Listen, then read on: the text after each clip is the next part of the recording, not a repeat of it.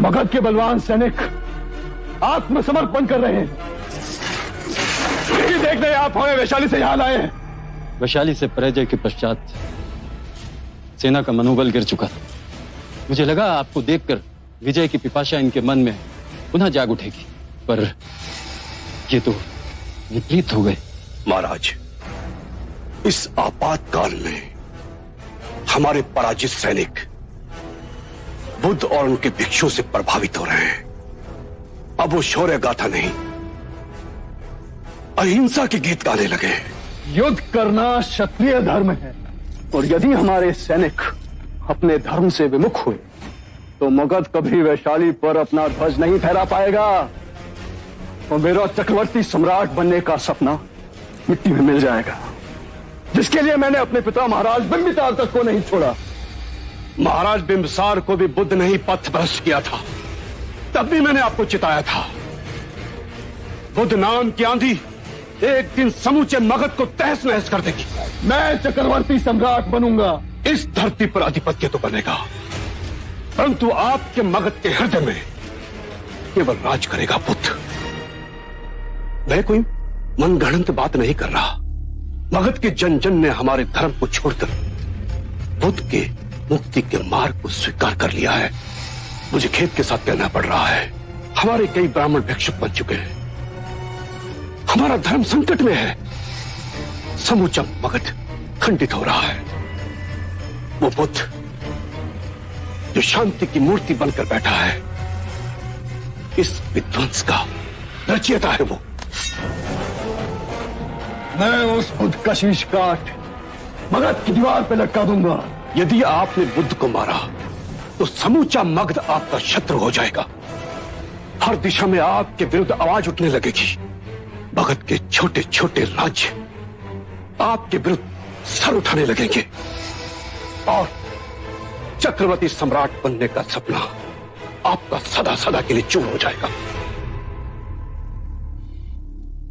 चाहे जो भी हो जाए, पर बुद्ध को मैं ही मारूंगा। नहीं महाराज, यदि आप ऐसा करेंगे तो यह आपकी बहुत बड़ी भूल होगी। वो बुद्ध लोगों की आंखों के सामने भगवान बन जाएगा और आप एक राक्षस। मैं अजात शत्रु एक सन्यासी से हार जाऊं, मुझे मार नहीं सकता। आपको चिंता करने की कोई आवश्यकता नहीं। उसका वध होगा, अवश्य होगा, वो भी आप करेंगे, परंतु इस तलवार से नहीं। तो फिर कैसे? जिस जनता की आंखों में वो भगवान बन गया है, उसी जनता की आंखों से गिराकर उस बुद्ध पे कलंक की ऐसी कालिक पोती है कि वो जंगल चला जाए, फिर कभी वापस लौट कर ना आए। ऐसे में सांप भी मर जाएगा और लाठी भी नहीं टूटेगी। ये विरोध की आग तो हम आज ही लगा सकते हैं। नहीं, यदि एक भी उंगली हमारी ओर उठी तो मगध की जनता हमें क्षमा नहीं करेगी। अच्छा होगा बुद्ध के संघ के भीतर हमारा ही कोई व्यक्ति इस कार्य को करे। घर का भेदी घर को आग लगाता है, और ऐसा एक व्यक्ति है जिसने इस कार्य को अपने जीवन का ध्येय बना लिया है। बुद्ध का अपना भाई देवदत्त।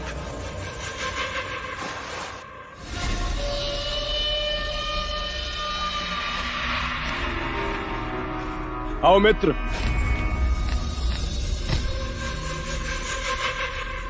जो अपने वचन से पलट जाए, मैं उसे अपना मित्र नहीं मानता। यदि मेरी याद आई है तो इसमें भी अवश्य ही तुम्हारा कोई निहित स्वार्थ होगा। क्षमा करना मित्र, तुम्हें दिया वचन मैं पूरा न कर सका। अंतिम बार जब हम मिले थे तो वैशाली पर विजय पताका फहराने का मेरा भूत सर पे सवार था। भूत तुम्हारे सर पे सवार था और उसका मूल्य चुकाया मैंने। कपिलवस्तु का सिंहासन सदा के लिए मुझसे छीन गया।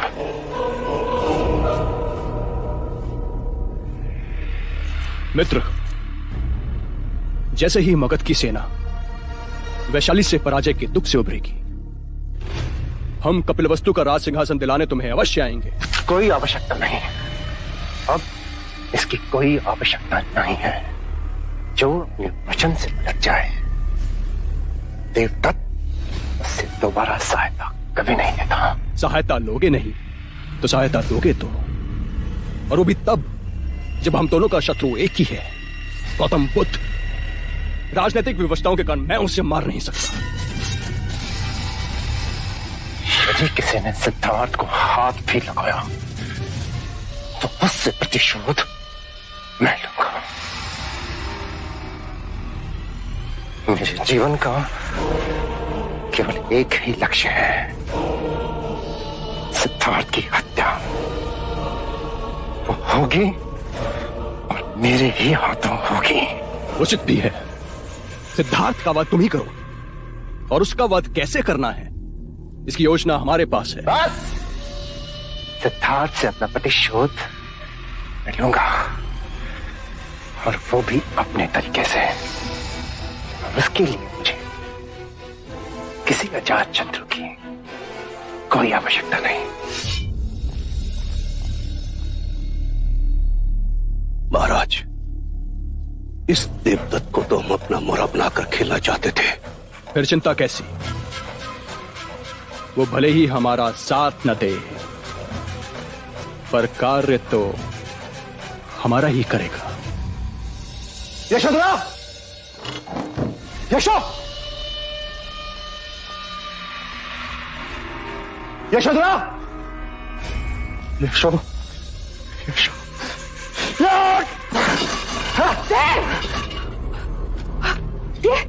ये क्या पागलपन है देव? पूरे महल को तूने क्यों सिर पे उठा रखा है? पूरे महल में खोज लिया मैंने, यशोदा कहीं दिखाई नहीं दी। यशो, तुझे महल में तो क्या, पूरे कपिल वस्तु में नहीं दिखेगी। कहाँ गई यशोधरा? नहीं बताऊंगी। मेरे धैर्य की परीक्षा मत लेना। मैं जानता हूं तुझे पता है यशोधरा का। बता दे मुझे। हाँ, मैं जानती हूँ। मैं तुझ जैसे पापी को कभी भी नहीं बताऊंगी। बता दे माँ, नहीं तो तू जानती है मैं क्या कर सकता हूँ। बता दे माँ।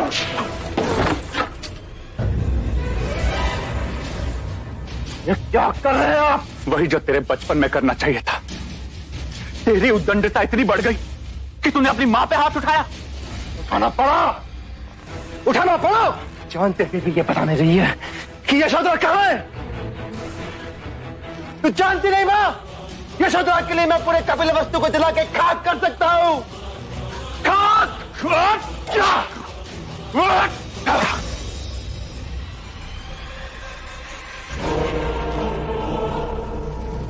चाहे कुछ भी कर लो, कुछ भी, यशोधरा को मैं पाताल से भी ढूंढ निकालूंगा।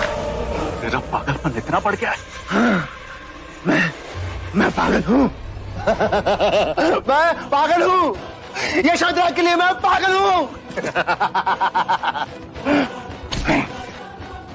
आखिरी बार कह रहा हूँ, आखिरी बार ध्यान से सुनो। यशोधरा को मुझसे कोई नहीं छीन सकता, कोई नहीं छुपा सकता। और सिद्धार्थ को मुझसे कोई नहीं बचा सकता, कोई नहीं। देवदत्त!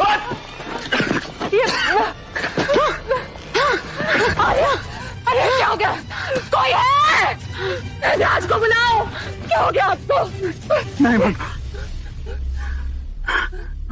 वैद्य नहीं। अब तो चिता की अग्नि में मुझे शांति मिलेगी। ये आप क्या कह रहे हैं? ऐसा मत कहिए, आज ऐसा मत कहिए। जीवन जीने का क्या अर्थ? मतलब चाहे पुत्र अपने माता पिता पे हाथ उठा, हमसे अधिक और कोई दुर्भाग्यशाली नहीं होगा मंगला। तुम्हारे पुराने कर्मों का दंड है ये आर्य। केवल एक ही चिंता कि हमारी यशो सुरक्षित पहुंचे। हाँ आर्य, आप चिंता ना करें, यशो सुरक्षित पहुंचेगी। प्रजापति के अच्छे कर्मों के कारण, उसकी करुणा के कारण हमारी यशो सुरक्षित पहुंचेगी। आप चिंता ना करें, आप बस ठीक हो जाइए।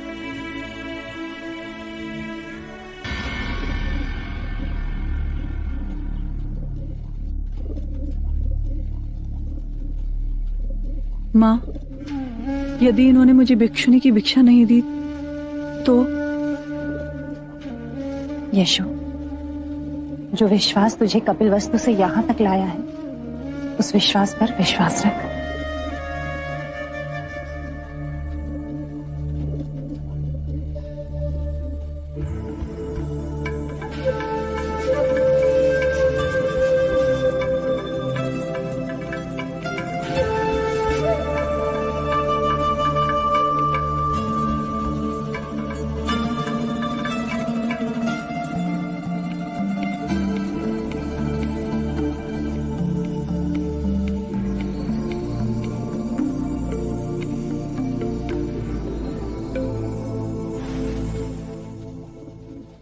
अपने अश्रु पहुंच लो यशोधरा।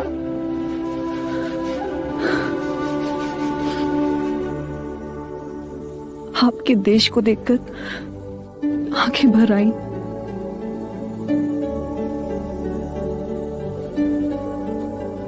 ये पुष्प स्वीकार कीजिए।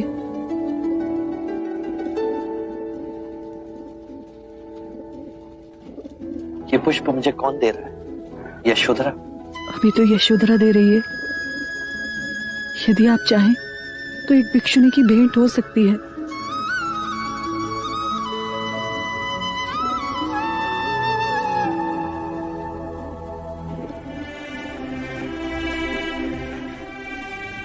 मुझे आपसे दीक्षा लेनी है। दीक्षा ले तुम्हें परम शांति तभी उपलब्ध होगी जब तुम भूतकाल से विमुख होगी, सिद्धार्थ से विरक्त होगी।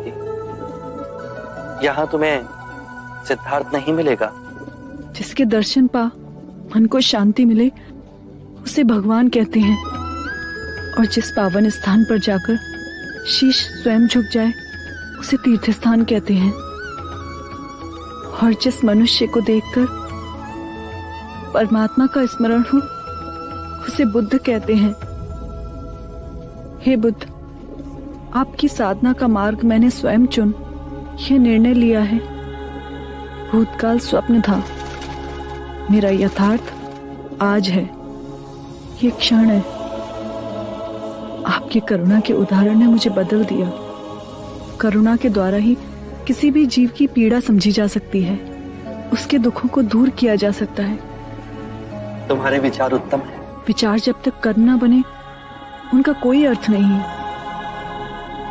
ये आप ही के वचन है। आपने ये भी कहा था कि कितनी भी पुण्य की बातें पढ़ लो, कह लो, किंतु वो जब तक आपके कृत्य में ना हो तब तक उनका कोई लाभ नहीं। तुम्हें दीक्षा मिलेगी। एक अंतिम इच्छा है, यदि आप पूर्ण करें तो मुझे दीक्षा आप दें। आप इन्हें दीक्षा के लिए तैयार करें, मैं स्वयं इन्हें दीक्षा दूंगा।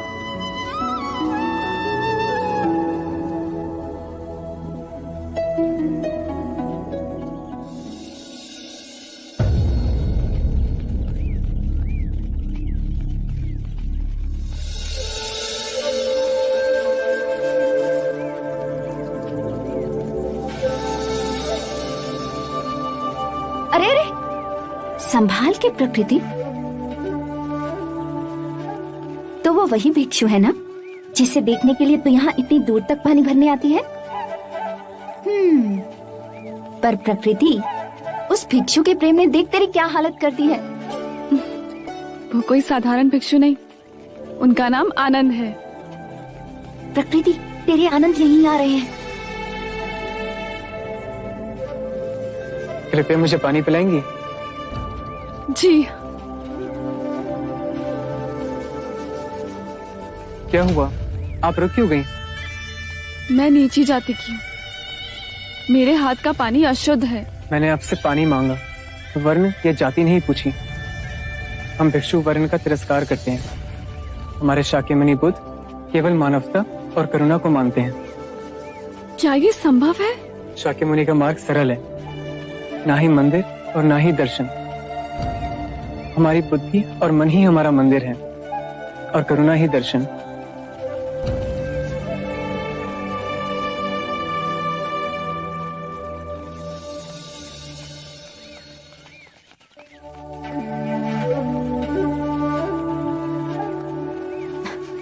अरे बस खड़ी रह के निहारती रहेगी या जाके उससे बात भी करेगी? पर क्या बात करूं? बुद्धू, जाके उसे भोजन के लिए आमंत्रित कर। जा। सुनिए,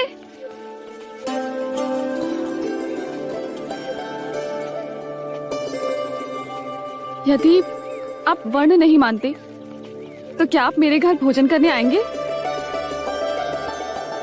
ठीक है, आज तुम्हारे घर से ही भिक्षा ग्रहण करूंगा।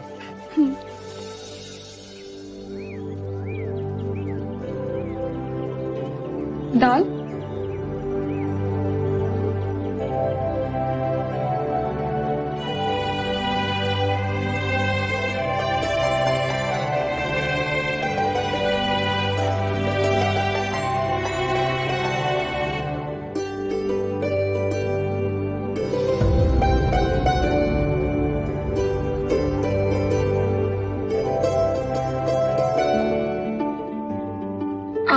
चले जाएंगे?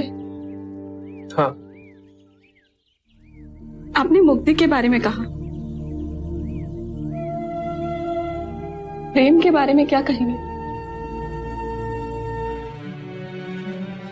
सब जीव परस्पर एक दूसरे से जुड़े हैं। भेदभाव प्रकृति ने नहीं, मानव ने बनाए हैं।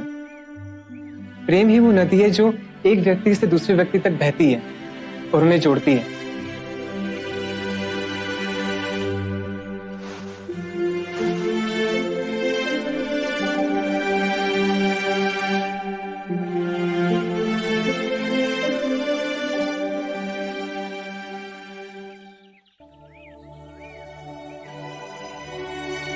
कब से देख रही हूँ, तुझे उस भिक्षु से लगाव तो नहीं हो गया ना? माँ, तुम्हें मेरे विवाह की बहुत चिंता रहती है ना? मैंने अपना वर चुन लिया है। मैं आनंद से ही विवाह करूंगी। महावरी हो गई है तुम। वो भिक्षु है, उसने संसार त्याग दिया है। तो क्या हुआ, पुनः सांसारिक हो जाएंगे? ऐसा नहीं होता। तुम चाहो तो ऐसा हो सकता है माँ, ये संभव है। तुम जादू तो ना जानती हो ना? ऐसा कोई मंत्र फेरो कि वो मेरा हो जाए। ऐसा ना कर सको तो मेरा मरा मुंह देखो। प्रकृति, ये तो क्या कह रही है? ठीक है, तू ऐसा कर, उसे एक बार भोजन पे फिर बुला।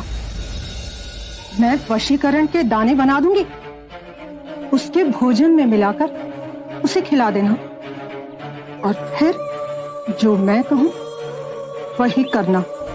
और फिर देखना, बुद्ध का वो भिक्षु सदा के लिए तेरा हो जाएगा। या भगवती भिक्षाम देहि।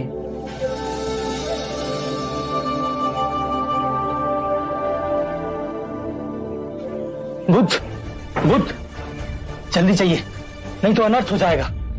अहिंसक को लोग मार रहे हैं। मारो मारो मारो मारो मारो इसको, उंगली मार, अपने आप को छुपा छोला पहन भिक्षु समझता है। मारो जब तक इससे प्राण नहीं निकल जाते।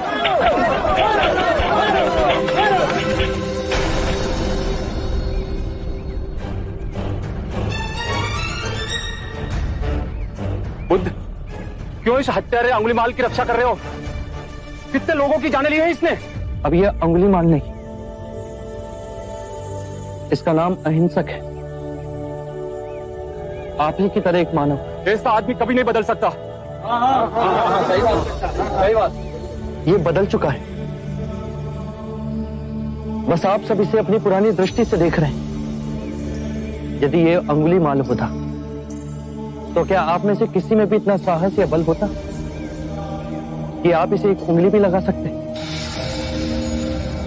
ये आपका वार खाता रहा, क्या इसने आप पर पलटकर वार किया? क्या ये परिवर्तन आपको नहीं दिखा? आज इसने अपना लहू बहा, अपने सारे बुरे कृत्यों को धो डाला। आपके प्रत्येक वार को प्रेम से स्वीकार किया, परंतु अपने मन में क्रोध और प्रतिशोध की भावना को नहीं जागने दिया। ये तो बदल गया, अब आप कब बदलोगे? ये परिवर्तन मैंने स्वयं देखा है बुद्ध। आप में से कौन ऐसा है जो दूसरों के दुख में दुखी हो, दूसरों की पीड़ा सहन ना हो तो उसे हर प्रकार की सहायता करे? ये इस भिक्षु ने किया है। पिछले सप्ताह एक व्यापारी अपनी पत्नी को लेकर जा रहा था। उसकी पत्नी प्रसव पीड़ा में व्याकुल थी। मैं भी दौड़ी दौड़ी गई थी। बस पुत्री, थोड़ी देर और, तुम साहस मत छोड़ना। बस थोड़ा सब्र कर। ये कैसी चित्त? हे प्रभु, इस घने वन में कौन हमारी सहायता करेगा?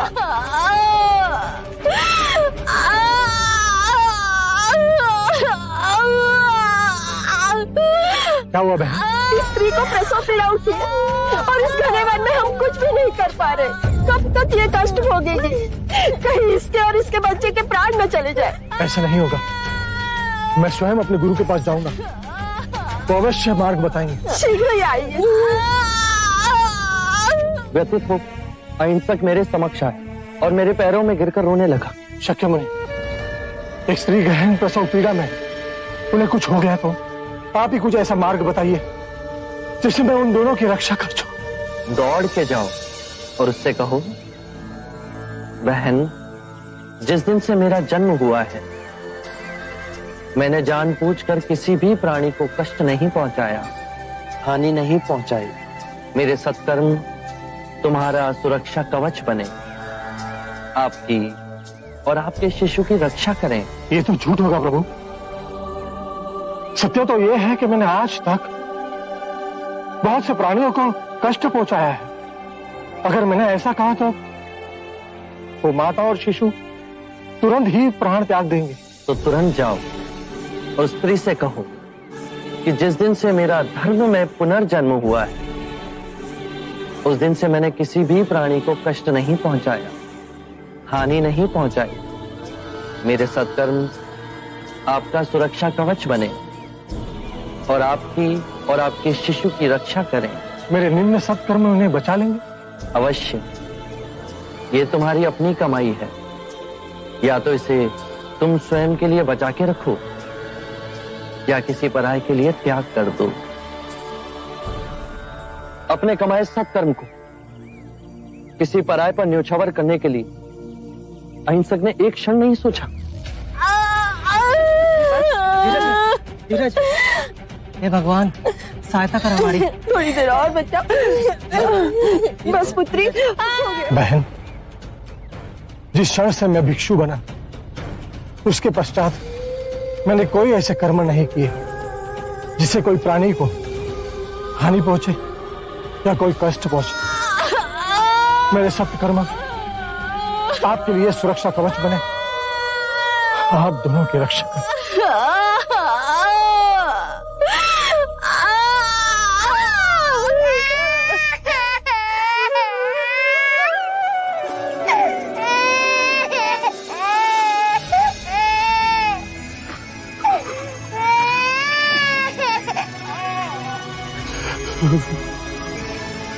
दूसरों के दुख से दुखी होने वाला किसी को क्या दुख दे सकता है? यदि ये मन का सच्चा न होता तो वो स्त्री कब के अपने प्राण त्याग चुकी होती। इन्हें मत रोकिए बुद्ध, मारने दीजिए। तब तक मारने दीजिए जब तक कि इनके मन का क्रोध शांत ना हो जाए। कर्म और गुणों के भंडार हो तुम। आज तुमने अपने नाम अहिंसक को पूर्ण रूप से जिया है। बुद्ध सत्य कह रहे हैं। अहिंसक बदल चुका है। हम सब गलत थे, हमें क्षमा कर दीजिए।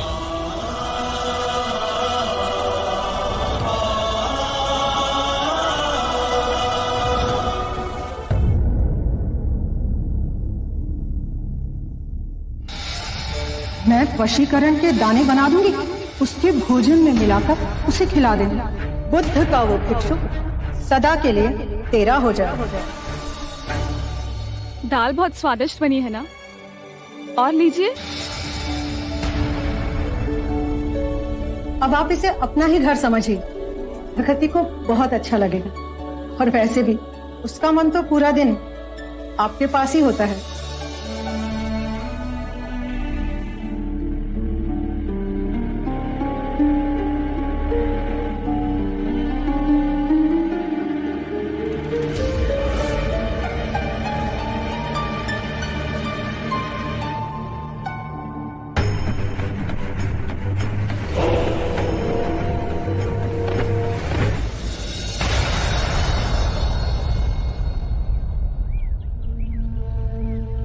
सरीपुत्र, आज भोजन के लिए आनंद प्रकृति के घर गया था, अभी तक लौटा नहीं आया। मैं स्वयं जाके देखता हूं।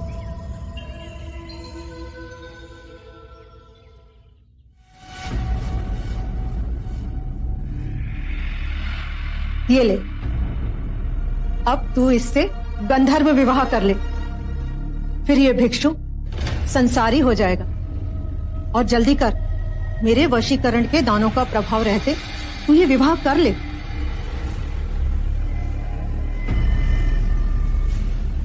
क्या सोच रही है तू? माँ, हम कुछ गलत तो नहीं कर रहे ना? हमारे में गंधर्व विवाह स्त्री की इच्छा से होता है। क्या तू ये विवाह नहीं करना चाहती? मैं तो आनंद के प्रेम में वशीभूत हूँ और मेरे जीवन में इनके सिवा और कोई नहीं।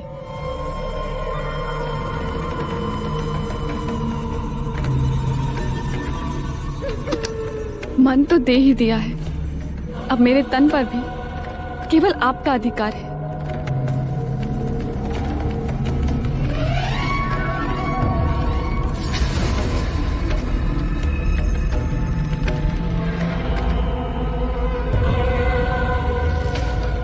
मैंने मन से आपको अपना वर मान लिया है। अब हम गंधर्व विवाह कर सदा के लिए एक हो जाएंगे।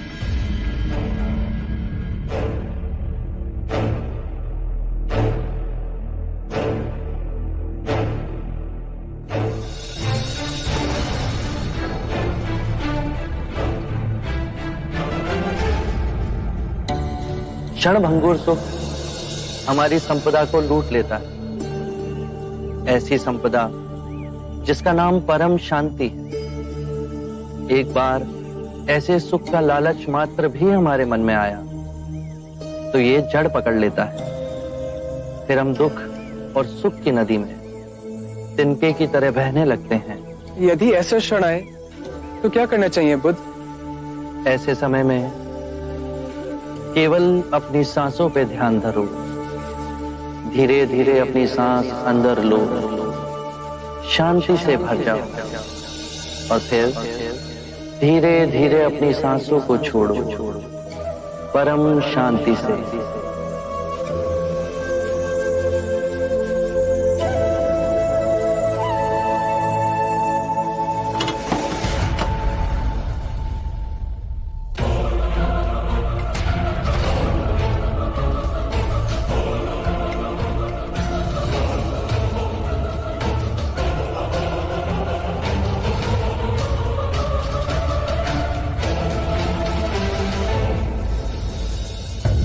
आनंद के निश्चल मन का लाभ उठा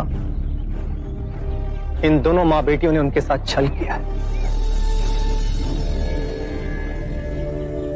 प्रकृति, तुम आनंद से बहुत प्रेम करती हो ना? अपने प्राणों से भी अधिक। ऐसी क्या विशेषता है आनंद की जिसने तुम्हें इतना मोहित किया? सब कुछ। उनकी आंखें, उनकी नाक, उनके होठ, उनकी चाल, उनकी वाणी, सब कुछ।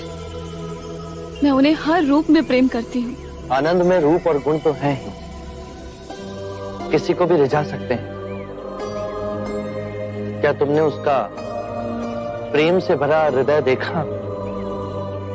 जानती हो आनंद सर्वाधिक प्रेम किससे करता है? मुझसे तो नहीं। यही तुम चूक गई। आनंद तुमसे भी प्रेम करता है, परंतु उसके प्रेम की व्याख्या वो नहीं जो तुम समझती हो। आनंद स्वतंत्र है, मुक्त है। उसका प्रेम बहुत गहरा है।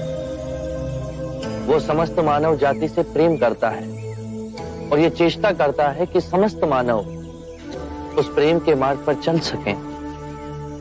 उसका प्रेम उसे जलाता या दुखाता नहीं है, जिस तरह तुम्हारा प्रेम तुम्हें जलाता है।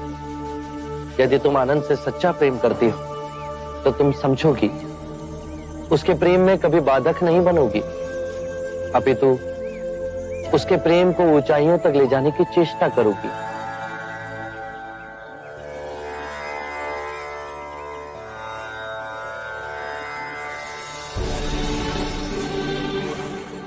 मेरा प्रेम स्वार्थी था, आनंद को अपने आप से बांधना चाहता था। क्या मैं भी भिक्षु आनंद की तरह प्रेम कर सकती हूँ? क्या आप मुझे सिखाएंगे ऐसा प्रेम जो निस्वार्थ हो, आनंद के मेघ की तरह सब पे बरसे? बुद्ध की शरण का आंचल इतना बड़ा है जिसमें मुझ जैसे गिरे लोग भी समा सकते हैं। मुझे क्षमा करें, अब से मैं भी मुक्ति के मार्ग पर चलूंगी।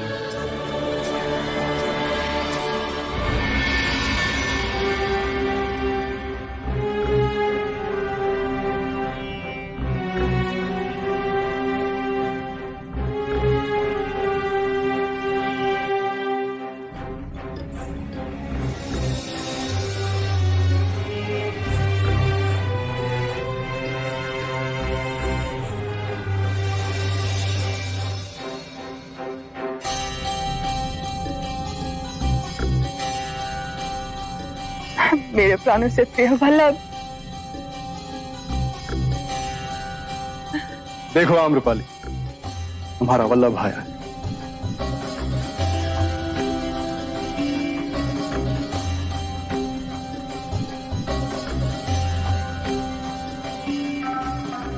वैशाली का परम शत्रु, आपकी लहू का प्यासा अजात शत्रु है। क्यों छल रहे हो मुझे? तुम वल्लभ नहीं, मगर नरेश अजात शत्रु, मेरी वैशाली के घातक शत्रु। पहचान तो मैंने भी तुम्हें तभी लिया था कि तुम देवी अमरा नहीं कृपाली हो, मेरी सबसे बड़ी शत्रु। किंतु भाग्य का खेल तो देखो, मेरी बलि को आतुर हाथ अब मेरे रक्षक बन गए। तुम्हारे प्रेम ने मुझे मेरे मस्तिष्क से मुक्त कर मेरे हृदय का स्वामी बना दिया है। मैंने तुम्हें अपना हृदय दिया, पर पहचानने में देर कर दी। ये कैसे धर्म संकट में ला छोड़ा है मुझे। मेरे सर पर मृत्यु मंडरा रही है, फिर भी मैं तुम्हें लेने आया हूं।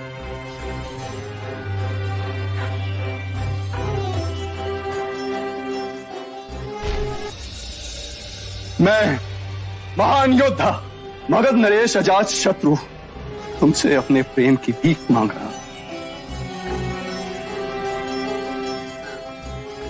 कह दो कि तुम्हें मुझसे प्रेम। महाराज, महाराज शीघ्र जाए, वैशाली की सैनिका को ढूंढते हुए यहाँ आ गए। तुम जाओ यहाँ से, जाओ तुम यहाँ से।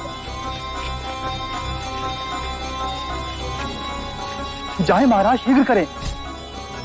काम रहो, कह दो कि तुम्हें मुझसे प्रेम नहीं। जाओ यहाँ से तुम, इससे पहले कि कोई तुम्हें देख ले। आप इंस्पेक्टर देवी अम्रपाली के कक्ष में प्रवेश नहीं कर सकते।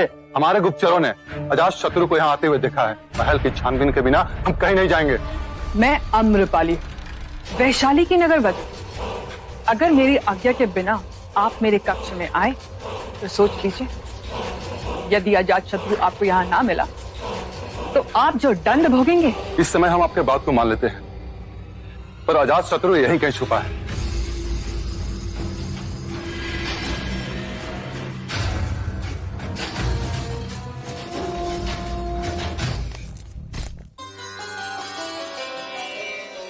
हाँ ब्रा, मैं जानता था तुम मुझसे प्रेम करती। मैं अपनी वैशाली से भी प्रेम करती हूँ। जो मगध तुम्हें देगा वैशाली कभी नहीं दे सकती। मगध की महारानी से बढ़कर वैशाली की नगरवधु नहीं। चलो मेरे साथ। मगध के लोग मुझे महारानी बुलाएंगे और वैशाली के देशद्रोही। जिसने भी तुम्हें देशद्रोही बुलाया वो जीवित नहीं बचेगा। समस्त वैशाली को आग लगा दूंगा मैं। अम्रपाली, चलो मेरे साथ, इससे पहले कि वैशाली के सैनिक मेरे अश्व को खोज लें। चलो मेरे साथ। मैं तुम्हारे साथ इस समय नहीं चल सकती, मुझे समय चाहिए। मैं मगध में तुम्हारे उत्तर की प्रतीक्षा करूंगा।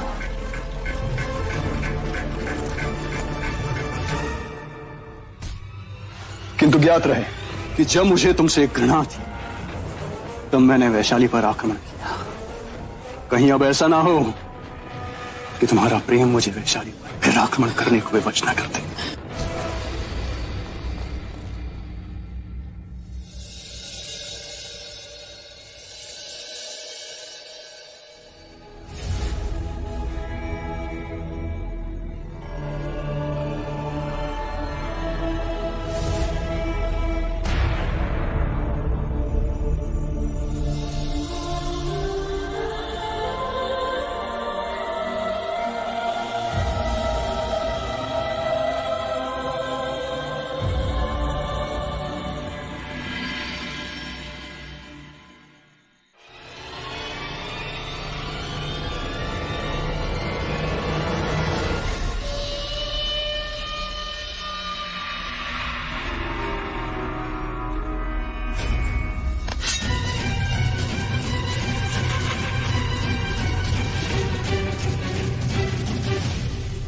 आरंभ हो गई निर्वाण प्रथा, सुनो सुनो ये बुद्ध कथा।